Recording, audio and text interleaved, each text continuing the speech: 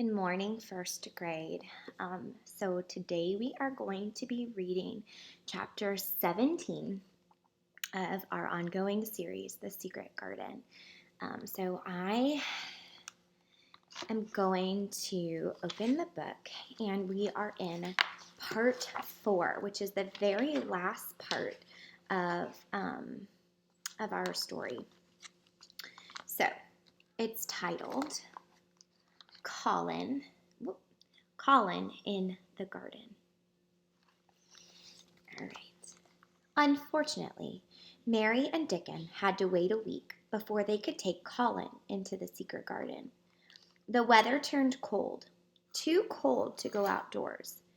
Mary and Colin had to be content with talking about the garden and planning Colin's first trip to see it. Finally, the day arrived. The sun was out, brighter than ever, and a gentle breeze blew. A footman named John was called to carry Colin down the stairs to where Mary and Dickon were waiting with Colin's chair.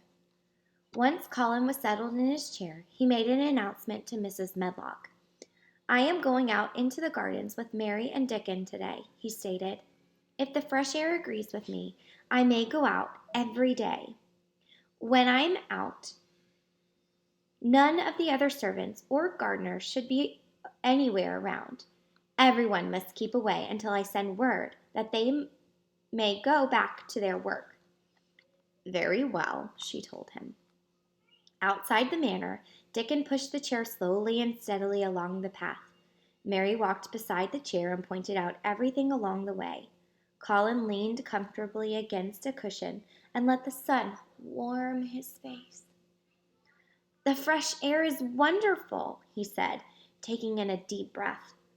Finally, they came to the long, ivy-covered wall. "This is it," Mary told Colin. "On the other side of this wall is the secret garden." Colin could barely contain his excitement. "The door! Let's go to the door!" Mary pointed out all of the things that she told Colin about. The tree where she'd first seen the robin, Ben Weatherstaff's garden, the place where she had found the key, and finally, the thick brush of ivy that covered the door.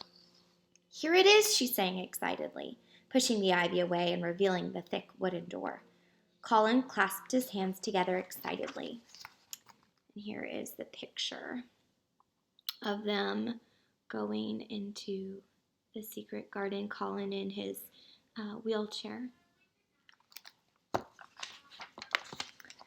Mary opened the door, and Dickon pushed the chair in quickly. Once inside, they both looked down at Colin, who covered his eyes with his hands. When they told him he was inside the garden, he uncovered his eyes slowly.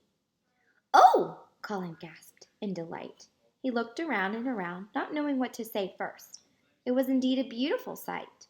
The green leaves and the enormous trees, the purple and gold flowers, the birds flying in the sky, and the sweet scent of roses. Colin took it all in, then gazed up at Mary and Dickon.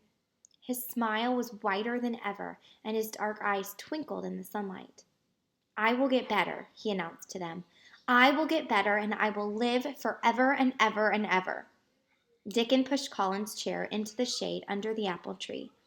From there, Colin could watch as Mary and Dickon weeded and planted. From time to time, they brought him things to look at: flower buds, twigs, a feather from a woodpecker. Every moment of the afternoon was full of new things to see. When the sun was at its highest, Dickon took out his pipe and played sweet music. Colin was sure he had never been happier. All at once, Mary heard a rustling of branches and looked up into the trees. "Colin!" she cried. "The robin!" Colin looked up and saw the red-breasted robin Mary had told him about. He leaned back on his cushion and watched the robin sing and fly about. "He's beautiful," Colin sighed. Watching the robin, Colin soon fell asleep. "Colin looks so much better," Mary whispered to Dickon. "He has a rosy color in his face, and he looks almost normal." "Our garden is good for him," Dickon agreed. Mary and Dickon went back to their weeding and digging as Colin slept. When he awoke, they enjoyed a small picnic of hot tea and crumpets. Everyone broke into fits of laughter when Nut and Shell scurried up a tree to feast. I don't want this afternoon to end, Colin said to his friends, but I shall come back here with you every day. You'll get plenty of fresh air, Mary noted. You'll get bigger and healthier in no time, just like me. And we'll have you walking about and digging right here with us, Dickon added. Colin flushed a bright red and looked at Dickon with hopeful, wide eyes. Walk? He gulped. And dig? Do you really think I'll be able to? Well, sure, Dickon replied. You've got legs like the rest of us, haven't you? Mary glanced nervously at Dickon. They had never really asked Colin if there was anything the matter with his legs. Yes, Colin replied suddenly, but they are so thin. They shake so much that I'm afraid to stand on them. Well, Dickon said, when you stop being afraid, then you'll stand on them. Colin looked doubtful at first. Then he broke into a huge smile. Yes, was all he could manage to say. Mary and Dickon went back to planting seeds and tending to the flower bed. Suddenly, Colin gasped with alarm. Who is that man? He asked in a scared whisper. Man? Mary and Dickon cried in unison. They followed Colin's gaze over to the high wall.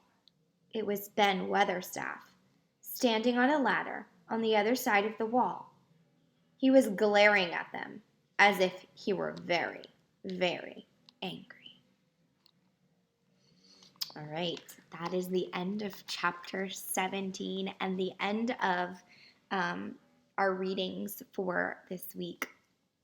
You guys, I am so excited to just see Ben Weatherstaff's reaction to all of them being in the garden. We know that he is glaring at them.